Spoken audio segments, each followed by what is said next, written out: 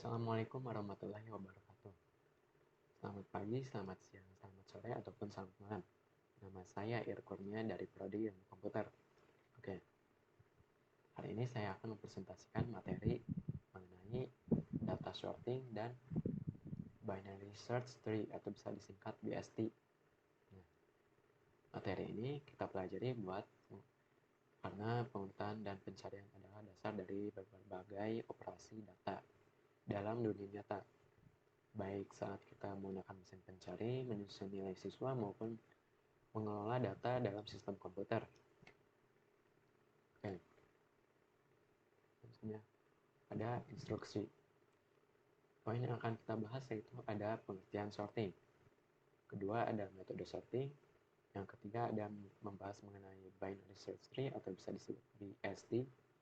Lalu yang keempat ada contoh programnya. Oke, selanjutnya pengertian sorting.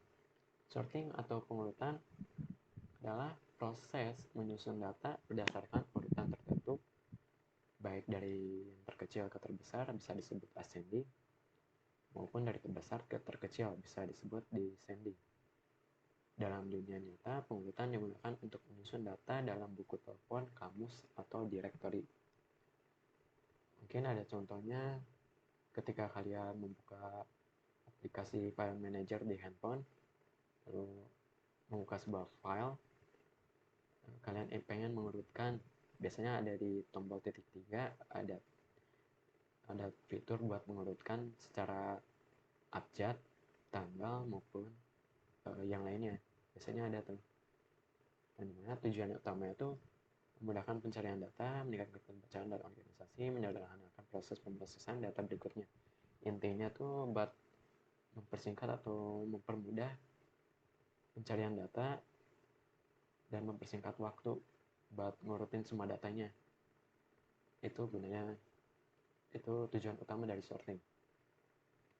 Oke, next. Oke, materi selanjutnya itu mengenai metode sorting. Metode sorting yang saya ambil di sini hanya 3. Kalian bisa mencari metode-metode sorting lainnya di internet. Yang saya bahas di sini ada bubble sort, insertion sort, dan selection sort. Mari kita bahas satu-satu. Mulai dari bubble sort. Secara teori, bubble sort metode pengurutannya itu sederhana, dimana bekerja dengan cara membandingkan setiap elemennya yang bersebelahan lalu ditukar jika berada dalam urutan yang salah. Proses ini diulang terus-menerus sampai seluruh elemen dalam keadaan terurut. Pada setiap iterasi, elemen terbesar mengambang ke posisi akhir. Itu kenapa dia. Nah, itu disebut bubble sort. Itu apa disebut bubble sort? Mengambang, bubble. Oke, selanjutnya ada insertion sort. Yaitu menyusun data dengan membagi array menjadi 2 bagian. Bagian buat yang sudah terurut dan bagian belum terurut. Setiap elemennya tuh dari setiap elemennya yang belum terurut akan diambil lalu disisipin ke posisi yang udah benar atau di bagian terurut. Nah, algoritma itu bekerja mirip dengan cara kita menyusun kartu secara manual. Oke. Selanjutnya ada selection sort. Bekerja dengan cara mencari elemen yang paling kecil atau angka terkecil dari seluruh data lalu ditukar dengan elemen pertama. Nah, prosesnya itu diulang terus-menerus hingga semuanya terurut. Meskipun proses pencarian itu nilai minimum dilakukan berulang, jumlah pertukarannya yang dilakukan sangat minimal. Oke, selanjutnya kita bahas kelebihan dan kekurangannya itu mulai dari bubble sort memiliki kelebihan utama pada kesederhanaannya, yang dimana algoritmanya itu sangat mudah dipahami dan diimplementasikan, sehingga sering digunakan sebagai pengantar dalam pembelajaran algoritma pengurutan. Selain itu, bubble sort dapat dioptimalkan untuk berhenti lebih awal jika dalam satu lintasan tidak terjadi pertukaran, yang berarti data sudah terurut. Hal ini membuatnya lebih efisien dalam kasus terbaik, yaitu ketika data sudah terurut sejak awal. Namun, Di balik sederhananya, bubble sort memiliki kelemahan yang cukup signifikan. Untuk data dalam jumlah besar, misalkan terdapat data jumlah 10 data, misalnya 1, 2, 3, 4, 5, 6, 11, 12, 13, dan 15. Ada 10 data tuh, lumayan banyak. Nah, kalau pakai bubble sort tuh bakal makan waktu lama buat ngurutin semuanya itu. Tapi kalau datanya itu kecil, mungkin sekitar 3 atau 4 data, itu lumayan mungkin cara kerja urutan itu lumayan cepat ketimbang yang kebanyak data. Jadi lumayan efisien dan nggak efisien buat datanya yang terlalu besar. Lalu selanjutnya ada insertion sort.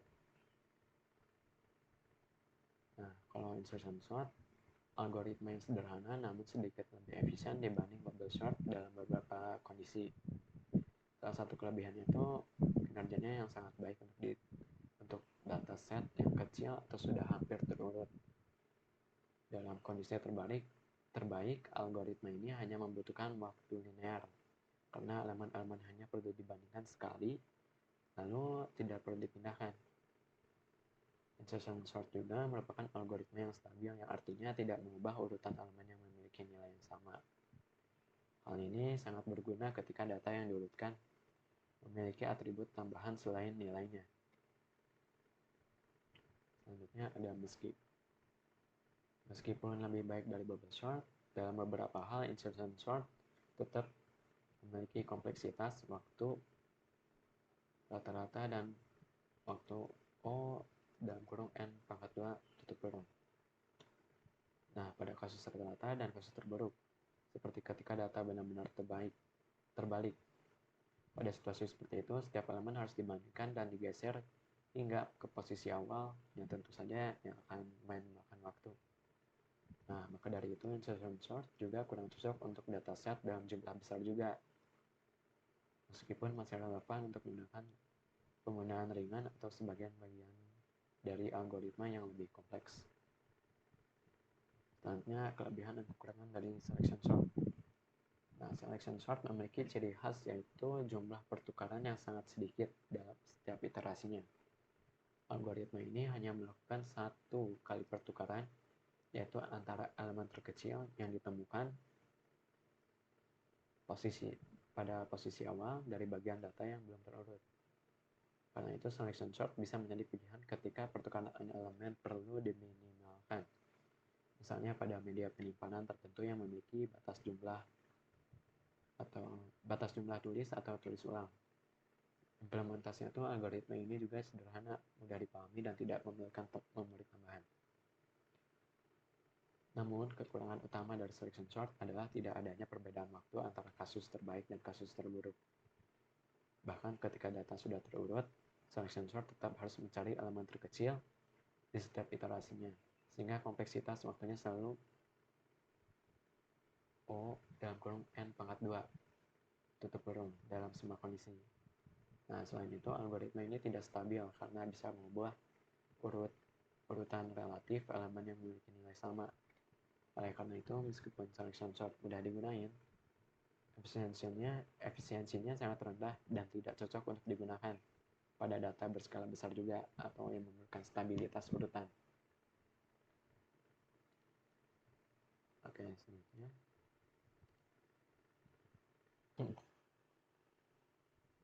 Nah, kita masuk ke cara implementasi dari bubble sort.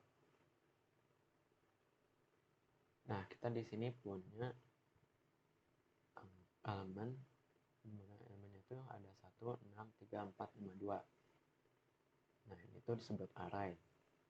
Lalu array itu selalu dimulai dari 0. Ya, array 0 itu nol. Maksudnya indeks selalu dimulai dengan indeks 0. Dimana tuh ini indeks 0, ini indeks 1, ini 2, ini 3, ini 4, dan ini 5. Oke. Nah, pada bubble sort cara pengurutannya tuh ya diurutin dengan elemen-elemen yang di sebelahnya. Kurang lebih seperti itu caranya. Oke, kita mulai ya. Coba mulai pada iterasi pertamanya. Itu pada indeks 0 itu ada elemen 1, dan lalu ada angka 6, elemen 6. Nah, kita anggapnya 1 sama 6 lah.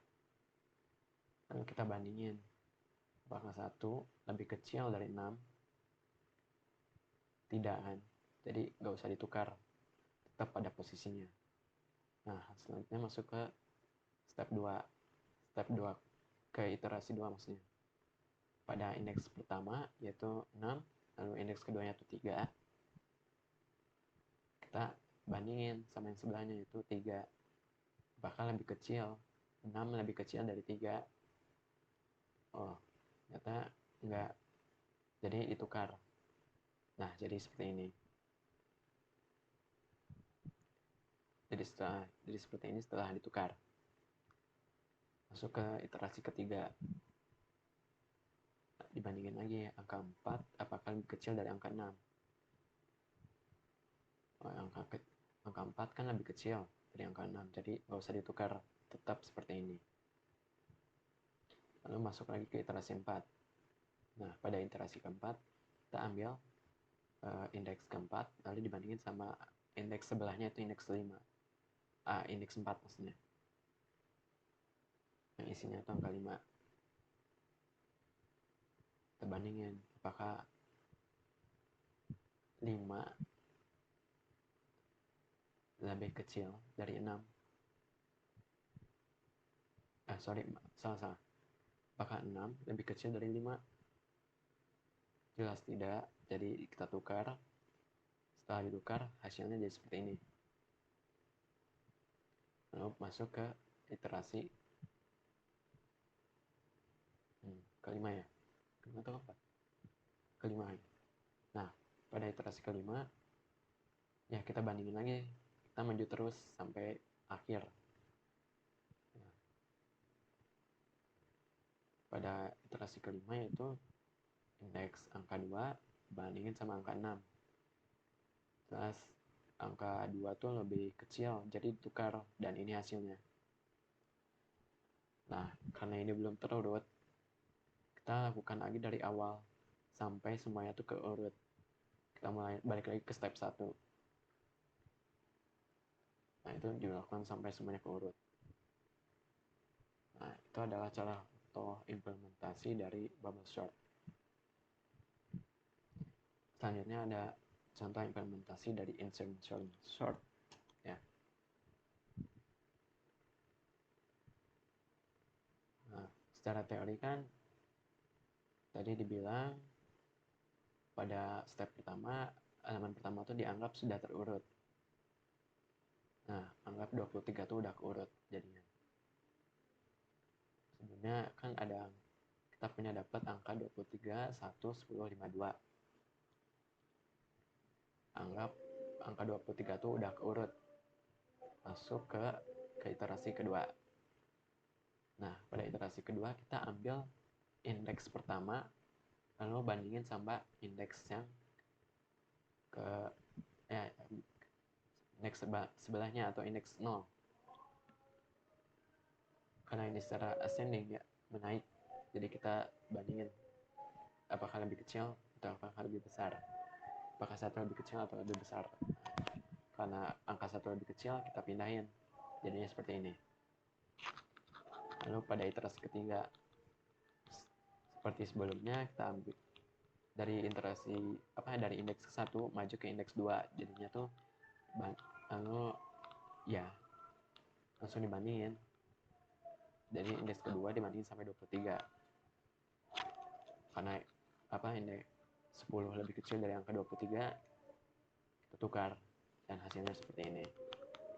Masuk ke iterasi keempat, ininya maju dari indeks ketiga jadi ke indeks 4 ya. Lalu dibandingin angka 5 apakah lebih kecil dari 1. Ternyata enggak. Dia tetap lebih besar daripada angka 1. Sepertinya saya sudah menjelaskan ya pada iterasi ketiga dan kedua. Harusnya tuh langsung dibandingin ke indeks awalnya, bukan ke indeks sini. Jadi kita ulang lagi. Pada iterasi ketiga kita dapatin angka 10. lalu dibandingin sama indeks ke-1 ke indeks ke-0 itu 1, apakah lebih kecil? Ternyata enggak, jadi nggak usah ditukar. Tapi di sini kok 23, maaf, sorry, dibandingin satu persatu, dibandingin sama ini dulu, baru dibandingin sama ini. 10 apakah lebih kecil dari 23? Jika ya, ditukar. Lalu dibandingin lagi sama angka 1, apakah lebih kecil atau enggak. Kalau lebih kecil ditukar, tapi kalau lebih besar nggak usah. Lalu jadi hasilnya seperti ini. Lalu pada iterasi keempat, kita ambil indeks keempat, lalu dibandingin sama angka-angka sebelumnya. Jadi angka 5 dibandingin sama angka 23. Apakah lebih kecil? Ternyata angka 5 lebih kecil dari 23, jadi tukar. Nah, selanjutnya kita bandingin lagi angka 10. Karena ini angka 5 tadi sebelumnya udah ditukar sama 23, angka 5 dibandingin sama angka 10. Apakah lebih kecil atau lebih besar? Ternyata angka 5 lebih kecil, ditukar lagi. Nah, di sini jadi angka 5. Nah, lalu angka 5 lalu dibandingin lagi sama angka 1. Apakah lebih besar dari angka 5 atau lebih kecil? Karena angka 5 lebih besar, jadi tidak usah ditukar dengan angka 1. Lalu setelah iterasi keempat, hasilnya tuh seperti ini. 1, 5, 10, 23, 2, dan 2. Lalu pada iterasi kelima, ininya maju, kita masuk ke indeks kelima, lalu bandingin lagi sama ke indeks sebelumnya. 4, 3, 2, 1. Indeks keempat, 3, 2, 1. Dibandingin apakah angka 2 lebih kecil dari 23? Kalau iya, ditukar. Lalu kalau iya ditukar, jadi ini angka 2. Apakah angka 2 lebih kecil dari 10? Iya, maka ditukar lagi. Lalu apakah 2 lebih kecil dari angka 5? Dan ditukar lagi karena benar. Lalu apakah 2 lebih kecil dari angka 1? Enggak, jadi tidak usah ditukar. Lalu pada iterasi kelima kita dapatin 1, 2, 5, 10, 23. Dan ini data sudah terurut. Jadi kurang lebih seperti itu insertion sort. Lalu selanjutnya masuk ke selection sort. Selection sort itu lumayan gampang kita cara pahami itu pada iterasi pertamanya. Maksudnya tuh kan kita punya data 7, 4, 5, 9, 8, 2, 1. Lalu pada iterasi pertamanya tuh kita cari elemen terkecil dari indeks ini. Nah, lalu kita sisipin ke indeks awal. Nah, kita cari, kita dapat angka 1, lalu disisipin ke sini. Lalu yang ini ditukar sama yang sebelumnya. Jadi hasilnya seperti ini. 1, 4, 5, 9, 8, 2, 7. 7 dan 1 itu ditukar. Lalu selanjutnya kita cari angka yang paling kecil lagi. Itu angka 2. Lalu kita tukar jadinya tuh cari angka terkecil lalu disisipin ke angka yang sudah terurut. Ya. Jadi disisipin langsung taruh di sini. Hasilnya seperti ini. Dari 4 ditukar ke sini dan 2 masuk ke sini. Jadi 1, 2, 4-nya akan di sini kan. Nah, itu terus dilakuin sampai semuanya keurut.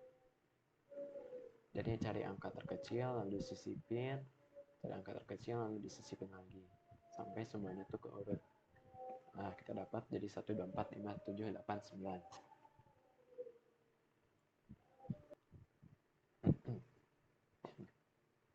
Nah, selanjutnya kita masuk ke materi binary search tree.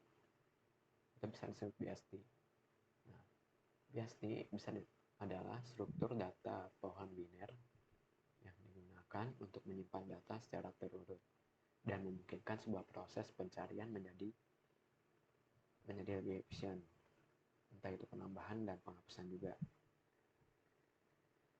pada data. Ya. binar sendiri adalah struktur data berbentuk hierarki di mana setiap simponnya itu bisa disebut node memiliki paling banyak dua anak, yaitu anak kiri dan anak sebelah kanan. Anak sebelah kiri dan sebelah kanan. Lalu pada aturan binary search tree terdapat aturan utama yang harus dipenuhi setiap kali data dimasukkan. Setiap node kiri harus memiliki nilai yang lebih kecil dari nilai node induknya. Nilai induk itu ini yang pertama masuk. Oke. Setiap node kanan harus memiliki nilai yang lebih besar dari nilai node induknya juga. Tidak boleh ada nilai duplikat atau jika diperbolehkan, maka harus ditempatkan di posisi tertentu sesuai aturan. Aturan ini memungkinkan BST melakukan pencarian dan pengurutan data dengan cepat, karena struktur pohon membagi data ke dalam bagian-bagian kecil yang mudah ditelusuri. Nah, tujuan BST itu mempermudah proses pencarian, penambahan, dan penghapusan data, lalu memungkinkan traversal dalam urutan tertentu, ascending, menaik, atau diurutkan secara descending atau menurun, dari A sampai Z atau Z sampai ke A. Oke. Selanjutnya ada contoh dari binary tree. Kita dapatkan data dimasukkan 50, 30, 70, 20, 40, 60, 80. Lalu terbentuklah seperti ini. Atau misalnya bisa saya jelaskan, karena kita sudah dapat angkanya, dimasukkan 50 dimasukkan pertama menjadi root atau akar pohon. Lalu kedua dimasukkan angka 30 lebih kecil dari 50, maka menjadi anak dari akar di kiri, jadi masuk ke kiri ya, masuk ke kiri. Lalu selanjutnya masuk angka 70, karena angka 70 lebih besar dari induknya atau 70, menjadi anak dari 50, jadi anak kanan. Lalu selanjutnya ada angka 20 itu lebih kecil dari 50 dan dari 30, jadi maka menjadi anak kiri dari 30. Selanjutnya ada angka 40, lebih kecil dari 50 tapi lebih besar dari angka 30, maka menjadi anak kanan dari 30. Selanjutnya ada angka 60, lebih besar dari angka 50. 60 lebih besar dari angka 50 tapi lebih kecil dari angka 70, maka menjadi anak kiri dari 70. Terakhir yaitu angka 80. Angka 80 itu lebih besar dari angka 50 dan 70, maka menjadi anak dari angka 70. Oke. Selanjutnya kita jelaskan apa itu traversal penerusan pada BST. Satu yaitu traversal berarti menelusuri seluruh node dalam BST dalam urutan tertentu. Terdapat 3 jenis utama traversal, yaitu pertama reorder traversal. Urutannya itu dari akar pertama atau induknya, lalu ke kiri, dari ke kiri langsung ke kanan. Jadi maksudnya dari induknya itu ke kiri, habis itu ke kanan gitu. Kunjungi node saat induk terlebih dahulu, lalu telusuri anak kirinya, lalu anak kanannya baru ditelusuri. Traversal ini bisa digunakan untuk menyimpan struktur pohon ke dalam file atau melakukan replikasi. Contohnya tuh kan pada hasil traversal itu 50. Jadi ke anak kiri dulu, yaitu anak kiri dari 50 itu 30, anak kirinya itu 20, ke anak kanannya 40.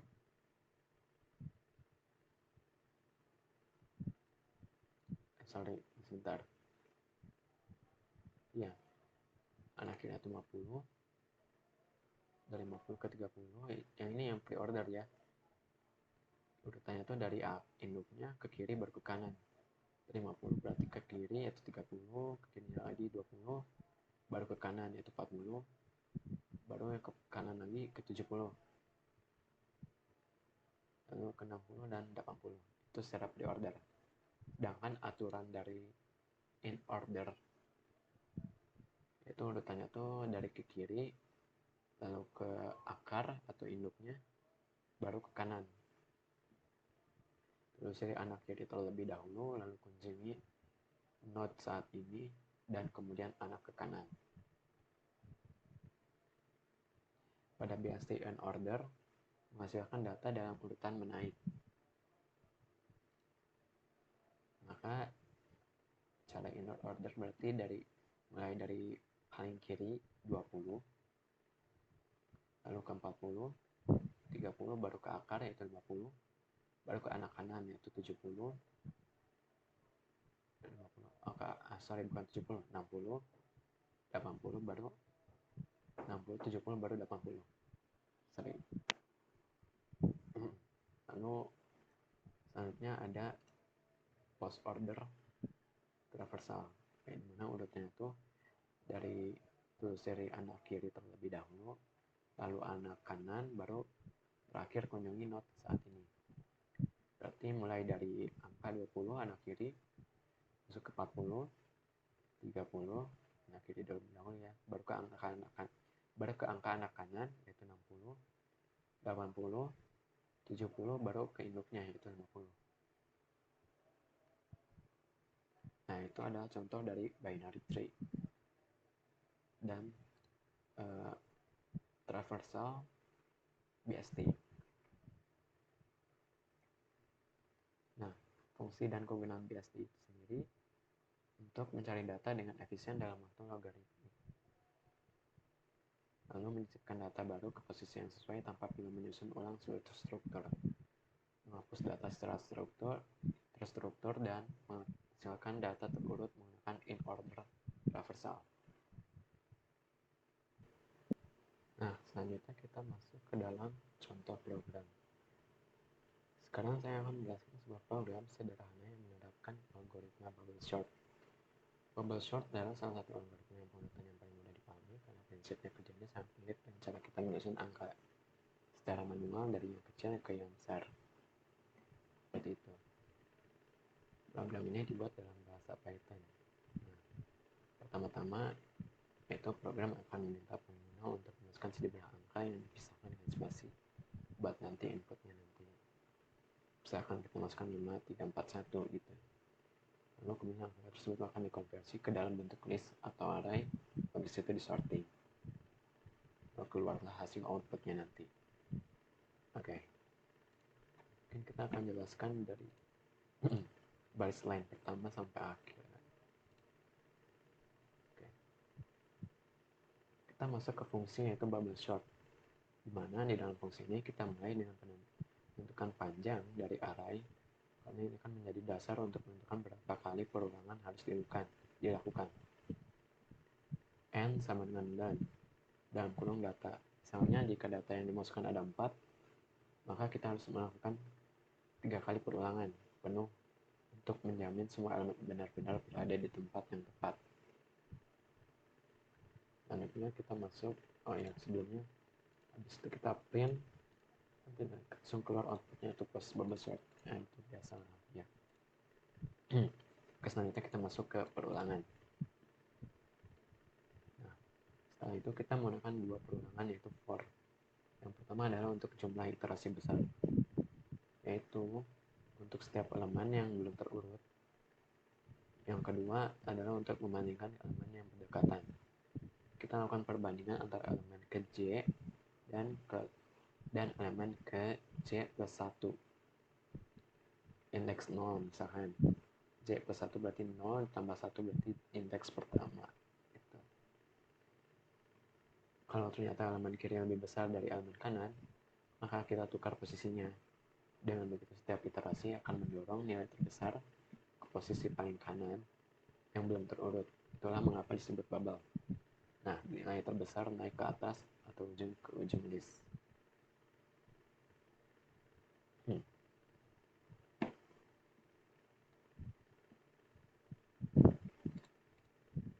Lalu nanti dia tinggal di print, hasilnya nanti keluar output. Nah, ikan for if dan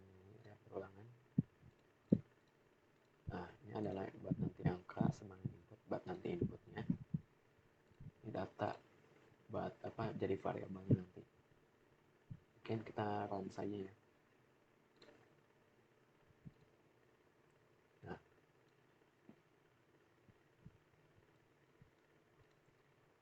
nanti kan diminta kan masukkan input, masukkan angka di pesanan sebelah spasi.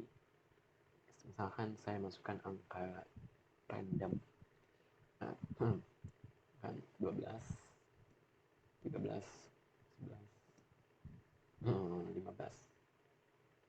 Mungkin kita coba 4 variabel dulu. Nah, data sudah diurutkan.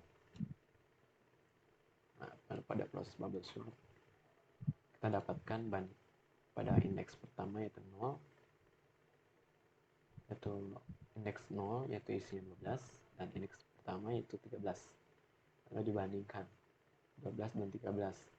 Tidak perlu ditukar karena 12 lebih kecil dan 13 lebih besar. Sebelumnya ini tuh diurutin secara ascending, naik. Jadi dari 12 sampai ke angka terbesar 15 berarti. Nah, selanjutnya karena tadi itu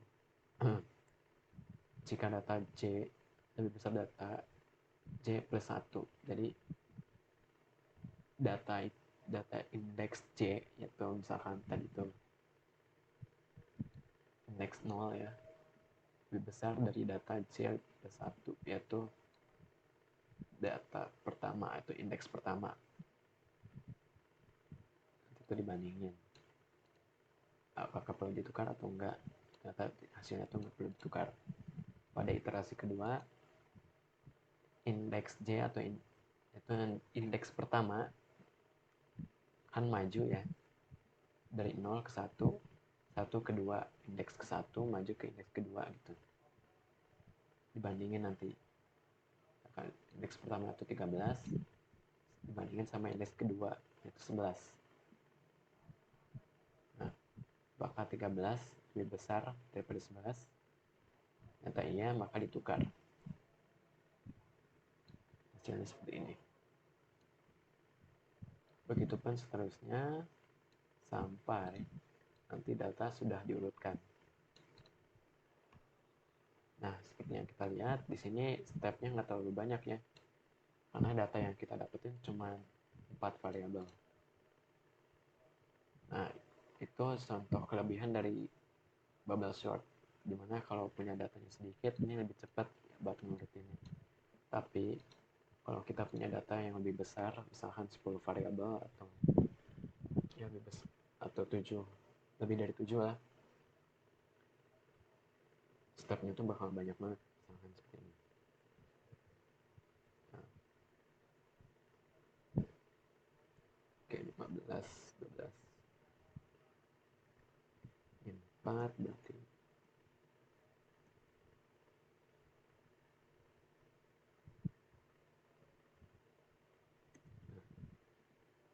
ini ada 1, 2, 3, 4, 5, 6, 7, 8 tuh. Dan banyak stepnya karena variabel yang kita masukkan tuh ada 8. Itu salah satu kekurangan dari bubble sort. Nah, karena diurutinnya tuh satu persatu dari paling kiri ke kanan, terus dibandingin.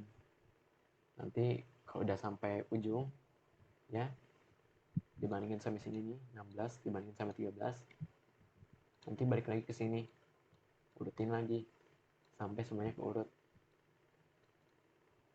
Itu kurangnya bubble sort, proses urutannya lama.